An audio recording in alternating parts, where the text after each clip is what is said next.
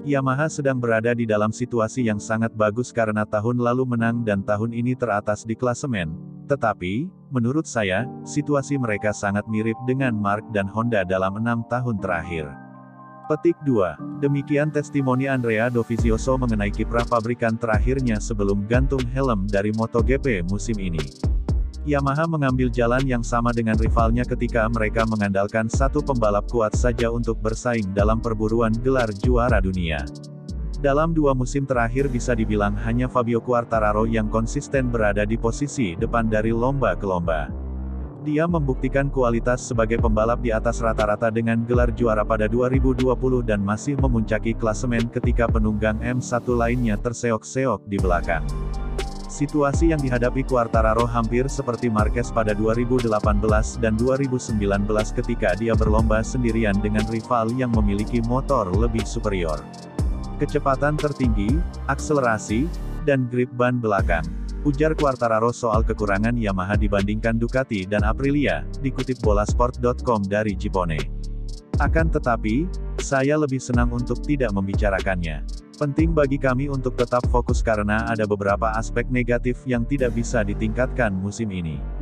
Petik 2. Teknologi aerodinamika membantu pabrikan dengan mesin V4 seperti Ducati dan Aprilia menutup ketertinggalan mereka dalam corner speed dari pabrikan bermesin InlineE 4 seperti Yamaha. Apes, ketika para kompetitor menutup ketertinggalan, Yamaha masih berkutat dengan pekerjaan rumah lama mereka yaitu top speed.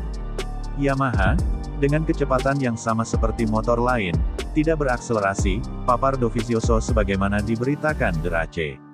Kalau tidak menciptakan kecepatan di bagian tengah tikungan, Anda tidak bisa melaju dengan cepat dengannya. Quartararo benar-benar menari di setiap trek, dan itulah satu-satunya cara untuk menang dengan motor ini. Petik 2. Keterampilan membantu Quartararo merebut hasil penting. Akan tetapi ada kalanya ketika pembalap asal Prancis itu hanya bisa pasrah. Pada balapan terkini yaitu MotoGP Inggris, Quartararo lebih banyak bertahan begitu penalti lap panjang membuatnya berada di belakang rombongan pembalap. Situasi demikian memang memicu kelemahan lain Yamaha ketika temperatur ban mereka mudah meningkat. Kalau di depan saya cuma satu motor tak masalah, tetapi kalau lebih dari satu, ban belakangnya menjadi sangat panas dan kehilangan performa, kata Quartararo.